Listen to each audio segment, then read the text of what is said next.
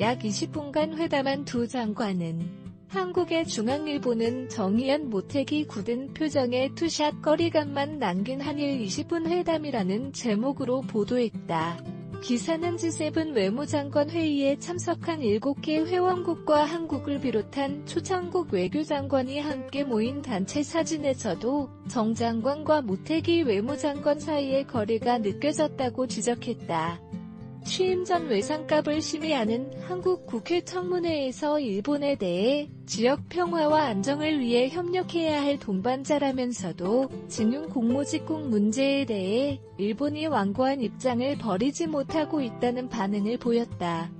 그러면서도 최근 역사 문제에 대한 기본적 인식차 때문에 한일 관계가 나쁘게 비치는 것을 안타깝게 생각하며 가능한 한 빠른 시일 내에 일본 외상을 만나 이들 문제를 대화를 통해 해결했으면 좋겠다는 말도 했다. 이와 관련해 일본 사람들의 반응 자세히 살펴보겠습니다. 1. 사이가 좋았던 친구 사이에 무슨 문제가 생겼을 때 설령 한쪽이 과거에 약속을 깼을 때 해결책은 하나밖에 없다. 어쨌든 서로가 가능한 한 직접 만나 허심탄회하게 이야기할 일이다. 아니야 우선 약속 어긴 쪽이 사과하는 것이 마땅합니다. 역시 평생 알아볼 수 없어요. 2. 레이더 조사를 통해 일본 정부도 일본 국민도 모두 잘 알게 되었다고 생각합니다. 아무리 호의를 보여도 소용없는 상대도 있어요. 한국의 상황은 스스로 자신의 목을 졸라서 문양이 꼼짝 못하는 상태군요. 3. 올바른 역사인식을 가지라고 불명료한 말을 하고 있는 한 한일 관계는 당교의 길을 갈 뿐입니다. 그리고 진정성 있는 사과의 요청도 마찬가지다. 그들과 대등하게 어울리는 건 무리죠. 원래의 사고 회로를 다시 받아야 해요. 4. 가능한 한 직접 만나서 이야기해야 한다. 소용없어. 약속을 어긴 것이 한두 가지가 아니다. 급기야 일본 정찰기에 레이저 조사까지 하고 있다. 그런가 하면 일본 천황폐하와 총리까지 비난하며 짓밟고 있다. 열거하면 끝이 없다. 이렇게까지 해놓고 사과 하나 없는 나라. 당신이라면 어떡하겠어요? 한국이라면 어떻게 해? 5. 사이가 좋았던 친구 언제 누가? 어떤 문제가 발생했을 때 설령 한쪽이 과거의 약속을 어겼을 때 해결책은 하나밖에 없다. 당연해요. 외교는 친구 관계와는 다른데 이해할 수 없는 기사. 6. 일방적으로 국가 간 조약이나 합의를 파기하고 레이더 조사로는 의미불명한 변명과 책임 떠넘기기. 원전 처리소 문제에서는 과학적 근거 없이 비난을 세계에 퍼뜨려 놓고 골이 안 난다고 생각하는 게 이상하죠. 왜 그렇게까지 해놓고 아직도 일본이 양보할 거라고 생각하는지 이해가 안 가네요. 7. 사이가 좋았던 친구 사이에 무슨 문제가 생겼을 때 설령 한쪽이 과거에 약속을 깼을 때 해결책은 하나밖에 없다. 어쨌든 서로가 가능한 한 직접 만나 허심탄회하게 이야기해야 한다. 일본은 한국을 친구로 생각한 적이 한 번도 없고 과거의 약속을 여러 번 깬 것은 한국이고 허심탄회하게 이야기해도 골문을 넘기는 것은 한국이고 이들은 영원히 한국은 항상 옳다. 잘못된 것은 일본이라고 생각하고 있는 것일까요?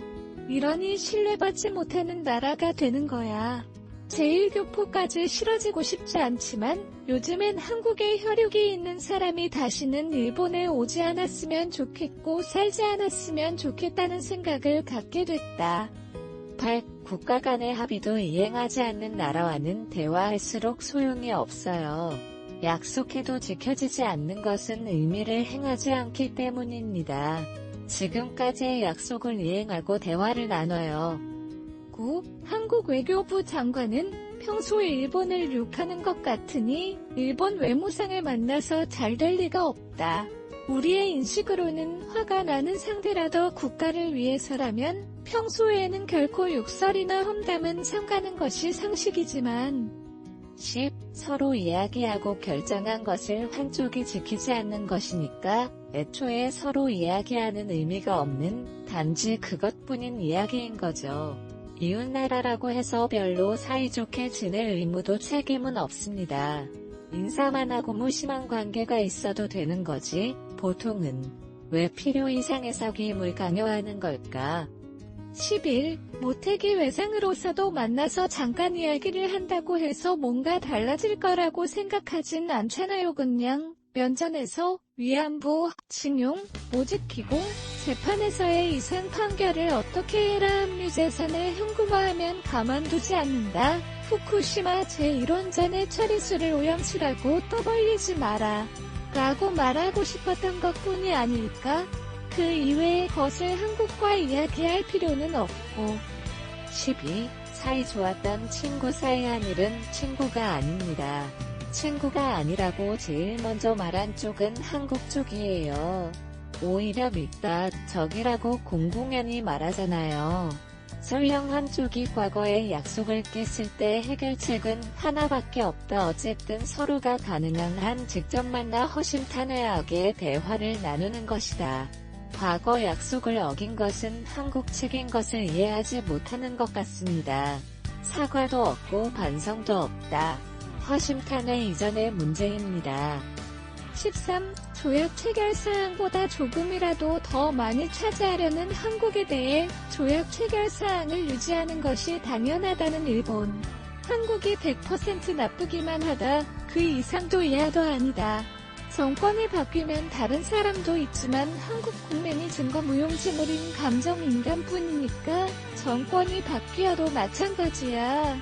그러니까 정부 자민당, 당위성, 외무성, 금융계, 산업계, 민간 NPO 등 민관이 합해 당교 각오, 대마도 5일 대적 국경선 각오를 강하게 인식하는 것이다.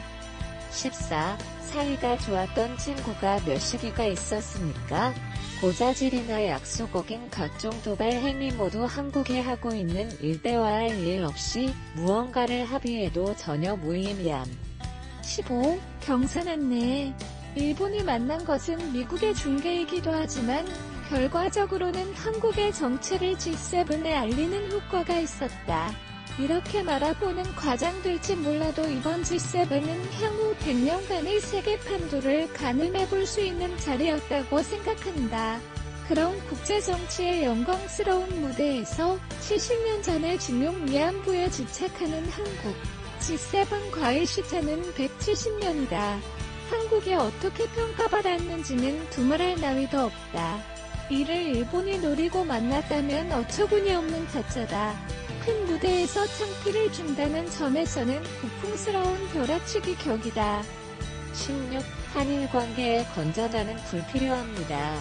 어색한 느낌이 적당한 거리감 같아요. 한국이라고 해도 언제나의 문제를 강하게 말할 수는 없겠네요. 너무 강경한 주장은 일본에서 가열은 반대를 불러일으키고 미국의 얼굴에 먹칠을 하게 되므로. 17. 사이가 좋았던 친구 사이에 무슨 문제가 생겼을 때, 설령 한쪽이 과거에 약속을 깼을 때 해결책은 하나밖에 없다. 어쨌든 서로가 가능한 한 직접 만나 허심탄회하게 이야기해야 한다. 사이 좋았어? 친구? 일방적으로 약속을 어긴 것은 어느 쪽인가? 고자질 외교에서 욕을 마구 퍼뜨리고 있는 것은 어느 쪽인가?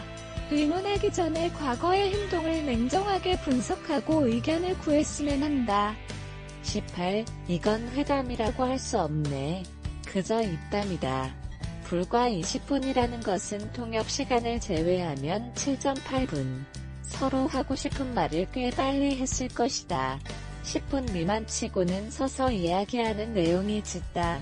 일본으로서는 회담이라고도 할 수 없지만 한국 측 체면을 내세워 회담이라고 부르는 것을 허용했을 것이다. 일본 측의 배려가 지극하군. 회담을 해도 의미가 없다는 것을 우리 측에도 잘 알았을 것이다. 다음에 회담하는 것은 차기 대통령 취임 후일 것이다. 시청해주셔서 감사합니다. 다음 영상으로 찾아뵐게요.